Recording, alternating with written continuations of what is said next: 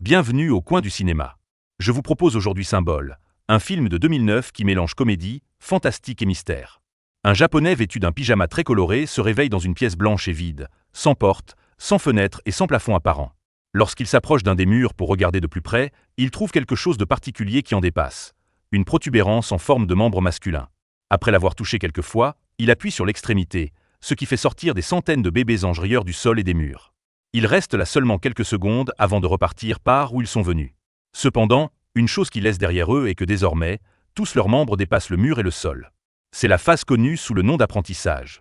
Après avoir reniflé le doigt qu'il a utilisé pour toucher le bouton à la forme étrange, l'homme hurle de peur, puis se met à pleurer et à supplier quiconque se trouve aux alentours de l'aider, mais en vain.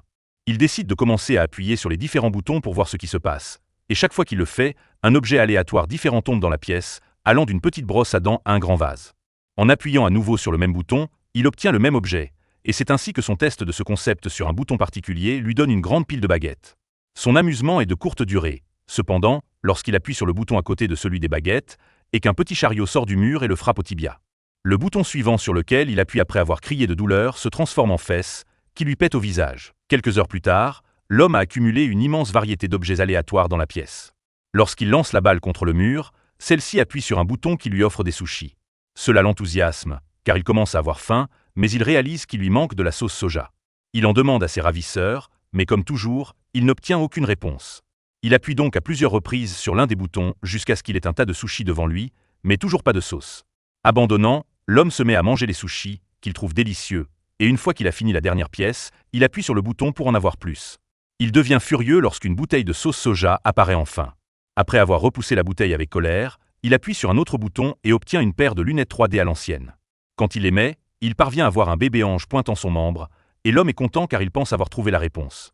Cependant, après avoir appuyé sur ce bouton particulier, tout ce qu'il obtient est un compte à rebours et un énorme derrière qui apparaît d'en haut pour lui péter dessus. Quelques heures plus tard, il a lu 5 tomes d'un manga qu'il trouve très divertissant, mais lorsqu'il appuie sur un bouton pour obtenir le 6e, il reçoit le 7e à la place.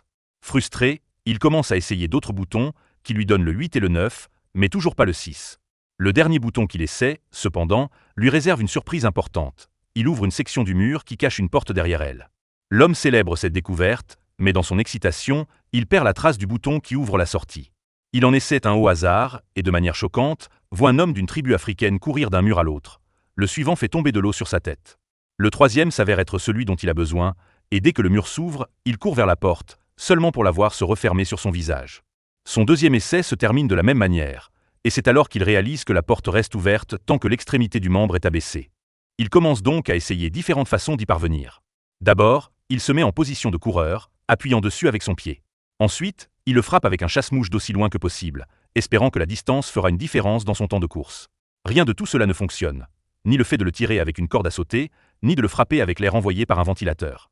Son plan suivant est de monter sur le chariot et de le pousser après avoir appuyé sur le bouton, mais après quelques essais, il se résout à admettre qu'il ne peut tout simplement pas le contrôler. Ce qu'il doit faire, c'est trouver un moyen de maintenir l'extrémité du bouton vers le bas. Il met l'énorme vase par-dessus, mais le bouton parvient à se redresser à nouveau. L'homme en conclut qu'il doit remplir le vase pour le rendre plus lourd. D'abord, il essaie le bouton d'eau, mais c'est inutile. Peu importe à quel point il essaie de rediriger l'eau, elle ne tombe que sur lui et nulle part ailleurs. Sa tentative suivante consiste à remplir le vase de sushis, mais il devient si lourd qu'il ne peut même pas le soulever. Le goulot du vase est également trop étroit pour que sa main puisse passer. L'homme n'a donc d'autre choix que d'utiliser des baguettes et de retirer un tas de sushis pièce par pièce. Quelques instants plus tard, après en avoir retiré suffisamment, il parvient à soulever à peine le vase. Alors il le fait et le rapproche des boutons. Arrivé là, il doit poser le vase par terre parce qu'il a encore perdu le bouton. Et lorsqu'il en essaie un, l'homme de la tribu africaine sort et heurte accidentellement le vase, le faisant se fissurer et se briser en deux. Cela met l'homme hors de lui. Alors qu'il panique et crie sans arrêt, il trouve le bon bouton et commence à le recouvrir de sushis. Cela, bien sûr, ne fonctionne pas non plus, et le petit membre apparaît parmi le riz. Ensuite, l'homme essaie de recouvrir le bouton avec du ruban adhésif, plus une plaque d'acier, mais rien ne fonctionne. Après avoir pris des analgésiques pour faire face à la douleur causée par la porte chaque fois qu'elle le frappe dans le dos, et après une sieste également, l'homme veut se laver les dents, alors il appuie sur un bouton pour obtenir de l'eau. C'était le mauvais bouton, cependant, et celui-ci révèle une corde tombant du plafond. Cela améliore instantanément son humeur, car cela lui donne l'idée d'un nouveau plan. Il ouvre la porte, puis utilise la corde pour se balancer à travers la pièce et y arriver avant que la porte ne se ferme. Malheureusement, lorsqu'il essaie d'ouvrir la porte derrière le faux mur, il découvre qu'elle est verrouillée. Il retourne dans la pièce juste à temps avant que la porte ne se ferme, même si elle parvient à le frapper en sortant, et de frustration, il donne un coup de pied dans le mur, activant l'un des boutons et révélant la clé flottant au milieu de la pièce. Comme avec la porte, cependant, elle disparaît lorsque le bouton se redresse à nouveau. L'homme doit donc trouver un moyen de garder à la fois la clé dans la pièce et la porte ouverte. Cependant, il doit d'abord retrouver le bouton, car il a été distrait et l'a perdu. En observant plus ou moins où son pied aurait atterri lorsqu'il a donné un coup de pied dans le mur, il a choisi un bouton, seulement pour voir un chien sortir du mur et lui aboyer dessus. La même chose se produit avec le bouton suivant, mais heureusement, le troisième essai est réussi. Tout en gardant les yeux et une main pointée sur le bouton, l'homme recule et attrape un morceau de poisson à sushi qu'il ramène au mur pour marquer le bon bouton avec. Quand il appuie dessus, cependant, le chien sort à nouveau. Cette fois, il trouve le bouton plus rapidement et poursuit son plan. Il fait apparaître la corde et se balance dessus pour atteindre les différents boutons, mais ce n'est toujours pas suffisant. Alors qu'il tombe sur le sol, il voit une ventouse qu'il avait obtenue de l'un des nombreux boutons, et il a une idée sur la façon de résoudre son petit problème. Il peut utiliser la ventouse pour toucher le mur et se pousser plus loin.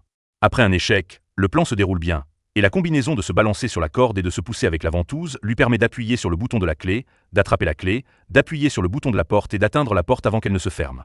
Il ne perd pas de temps et insère la clé dans la serrure, la tournant rapidement, mais lorsqu'il essaie d'ouvrir la porte, il découvre une mauvaise surprise. Elle a également une serrure séparée en haut qui nécessite 3 chiffres pour s'ouvrir.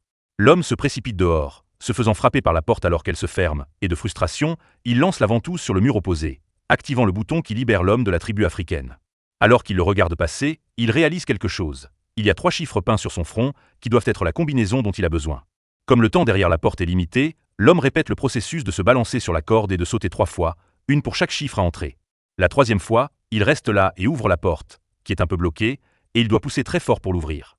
Lorsqu'il y parvient enfin, le morceau de mur derrière lui se referme, le laissant piégé et sans assez d'espace pour finir d'ouvrir la porte.